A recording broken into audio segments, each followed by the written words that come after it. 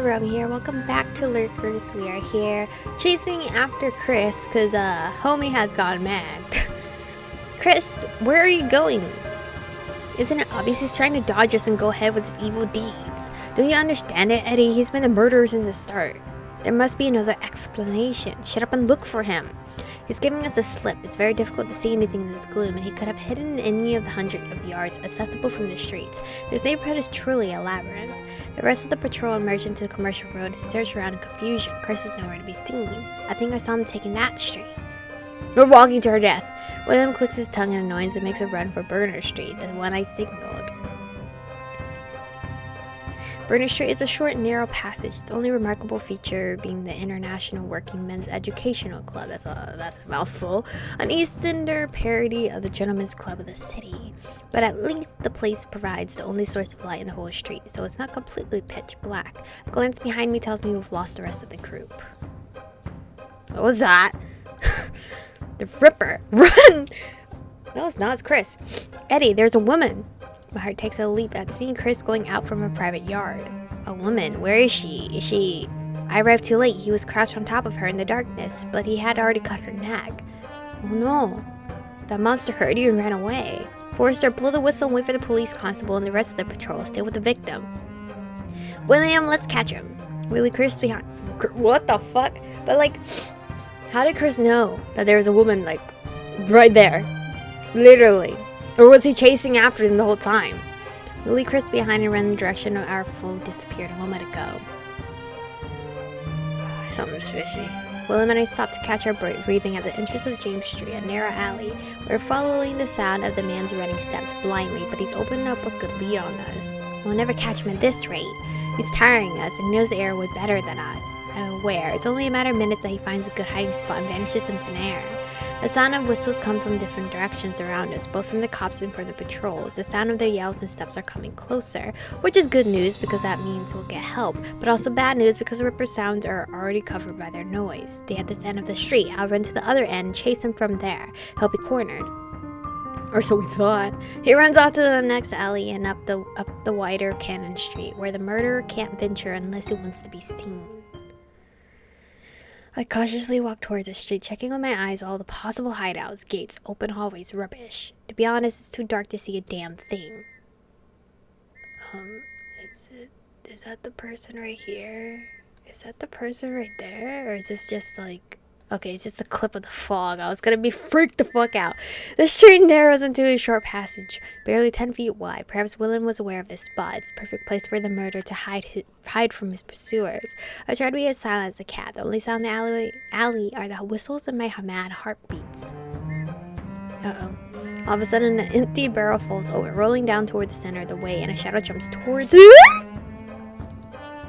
A knife? Eddie! Bro, I'm dead. William comes running and kicks the man's hand. The knife falls with a light clink. Before I can react, enjoy forces of William, the foe shakes him off, retrieves the knife, and jumps inside a backyard. Quick as a cat, slippery as a fish. Damn. William is about to follow him, but then he turns to look at me and freezes. Eddie, are you hurt? No, I'm dying, dude. At the very moment, a bunch of men step into the street, their heavy boots resounding in the eerie night. That gate. The murderer jumped over the fence and ran to that backyard. Some bobby helms shine in the darkness, already chasing after my attacker. A small group of men in modest caps follow them. I can't see their faces well, but my bet is that this area's patrol. William hesitates for a moment before joining the men. He turns towards me and pats my shoulder. I had to go back to the crime scene with Chris Forrester and get that wound seen by a doctor, you hear me? Yeah, a long vertical gash runs through my thigh. I don't think it's too deep, but it hurts. I can't run after a Ripper like this. With a final nod, William leads through the gate, leading to the backyard. And then the murderer comes back around and stabs me another time. I press my handkerchief onto the wound. It keeps bleeding, cursing. I limp back to Burner Street. Damn, how the fuck did I walk all the way over here? From the map, it looks like 4 walk. Eddie, what happened? Are you okay? I adjusted to my thigh, more or less, but it's nothing serious. Don't worry. He comes close and stares at my wound with concern. Around us, a small crowd is starting to fill the narrow street. A police constable is keeping guard in front of the gate that leads to the yard where the dead woman is. 2 of our patrol members have run in search of a doctor, while the other 2 are trying to keep the curious faces out of the way. Obviously, the concert of whistles has a week and a half of Whitechapel. Chris and I joined them, making a human barrier between the gate and the onlookers. The Working Men's Club has opened its doors in its bar and has started serving gin and ale despite the cop's feeble protests. It's barely 1 in the morning. William and the rest of his party appeared half an hour later. William, tell us what happened. I don't even need to hear his report to know it went. Their defeated expressions say it all. We almost got him, but he jumped yard over yard and gave us a slip. This part of the city is a maze. He could be anywhere by now. I should have gone after him. I know the neighborhood better than you. The police and some of the volunteers know it well too, but that guy's fast and cunning. What did the doctors say? The Ripper didn't have time to mutilate her, but she's dead all the same. Some prostitutes recognized her. Liz Stride, a Swedish immigrant. Alcoholic prostitute in his 40s. Wait, what? Chris nods. So it seems. He obviously has a type. 40s? The man's after 40-year-old prostitutes? Why? Forrester, how did you know where exactly he was? I don't know. I don't even remember walking from the street we were roaming with the patrol to here. William lets out a loud sigh. I understand how he feels. This is so frustrating. We had the Ripper at the tips of our fingers and he mocked us again. And what's worse, leaving another victim in his wake. Although right now, after getting so close to him, at least I'm certain he's not a ghost. He's just a man, so he can be caught. Oh, by the way, how's your wound, Eddie? I come out of my reverie and touch a dressing that covers my thigh. I can't see it well, but it seems dry. I think it stopped bleeding.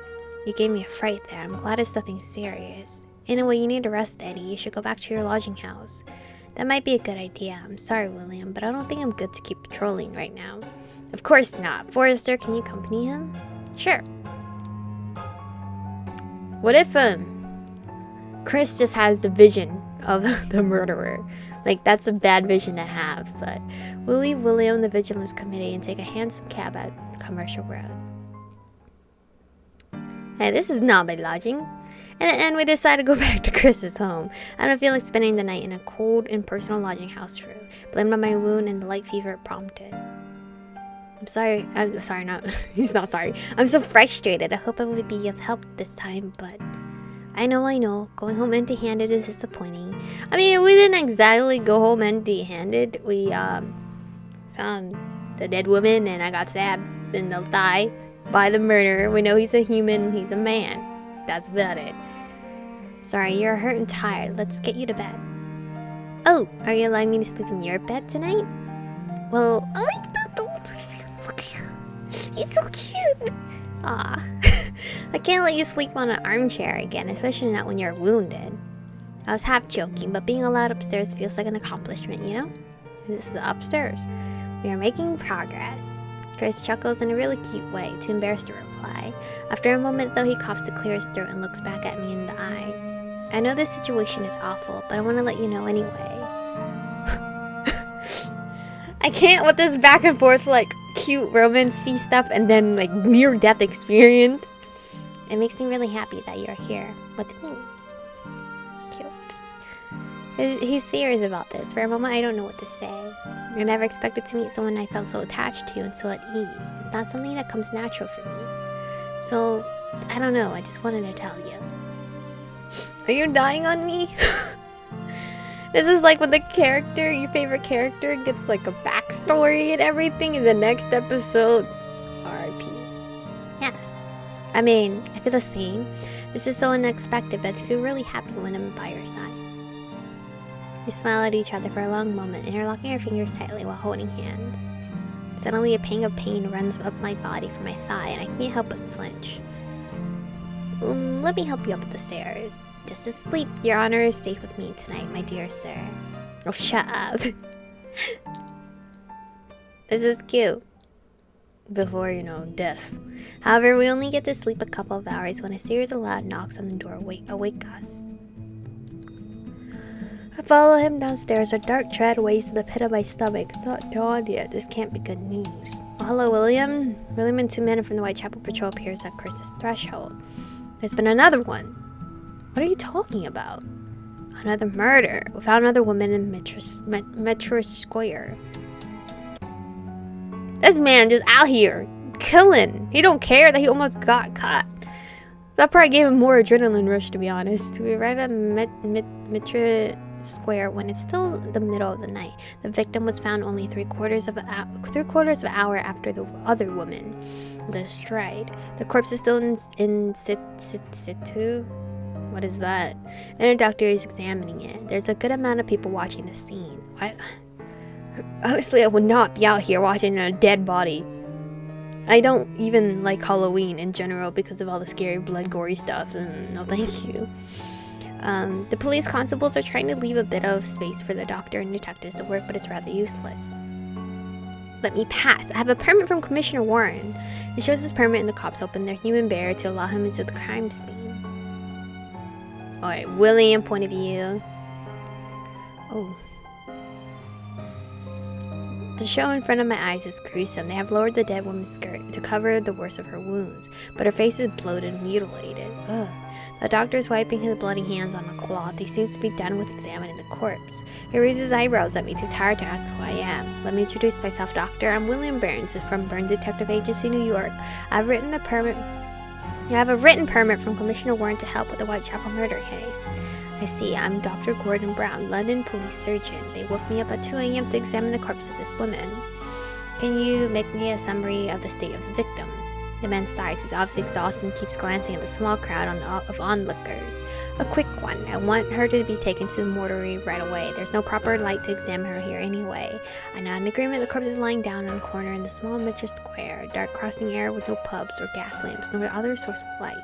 The darkness makes the grotesque view of the dead woman even eerier. The body was still quite warm when I arrived and no death stiffening had taken place. She must have been dead, most likely within a half hour, which fits with the time her body was discovered at 1:45. That's right.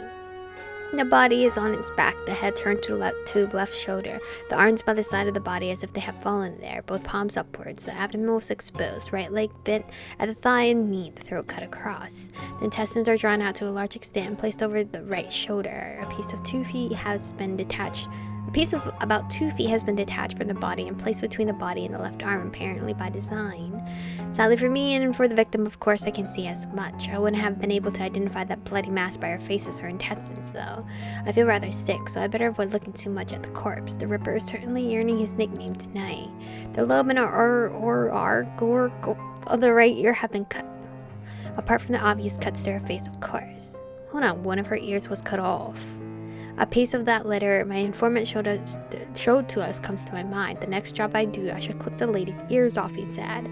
So that letter was really written by a murderer. Chris Forrester's reaction was accurate. Are any of the other body parts missing? He addresses me a weird look. A few of them, but I need to conduct a detailed post-mortem examination and determine what exactly is missing. Now, if you forgive me, I'd like to try and get some sleep. Tomorrow's going to be a hard day. Oh, of course, sorry, we are already done. So Liz tried. The victim in Burnett Street had only her throat cut, but our crazy local murderer got so pissed by the interruption that he had to go and find another victim and do a thorough job of her. I sigh in frustration. At least this will give us a ton of new trails to follow, but that's a small consolation for the victims. I rub my upset stomach. I should join Eddie and Forrester, update them on the crime details, and maybe ask the police officers about any further findings. I bet my hat that the big fishes of the net are about to arrive to the crime scene in person.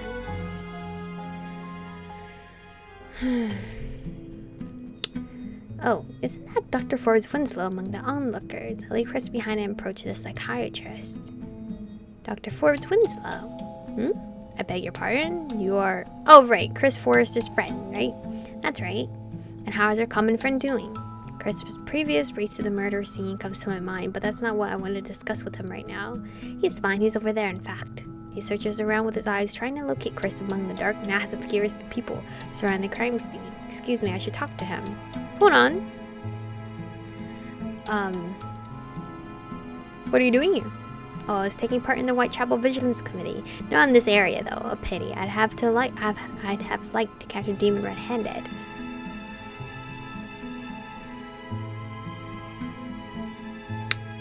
Where were you at the time of the murder? I was at the other side of Whitechapel. In fact, this small area falls into the territory ruled by city police and not the metropolitan police, so no patrol was assigned to it. Oh, well, that's too bad. It's true, this single square mile in the heart of London, known as the City of London, has their own police force. That means that not one, but 2 different polices will carry out the investigation from now on. Half hours of patrol area from here. If I'm in a walk, 10? He thinks about it for a moment. More 10 than 5. I nod thoughtfully. Did you know of the other murder tonight? He nods very serious. We all heard the whistles and later asked about it. That lunatic was interrupted while killing that woman, and that's always dangerous when dealing with this kind of maniac behavior. It was to be expected that provided he didn't get caught, he would try to finish his work undisturbed this time. This only reinforces my theory on a mentally unstable person with suicidal tendencies and a really weak mind. Suicidal? Yes, except that he isn't brave enough to put an end to his own life, so he chooses to take other lives instead. That's an interesting point of view. Why exactly are you interested in Chris? The psychiatrist chuckles at my question. Why, he's an interesting fellow. With those hallucinations of his and that obvious link to the crimes, don't you think he's a more than feasible candidate to be the murderer? Listen! Stop making my boyfriend...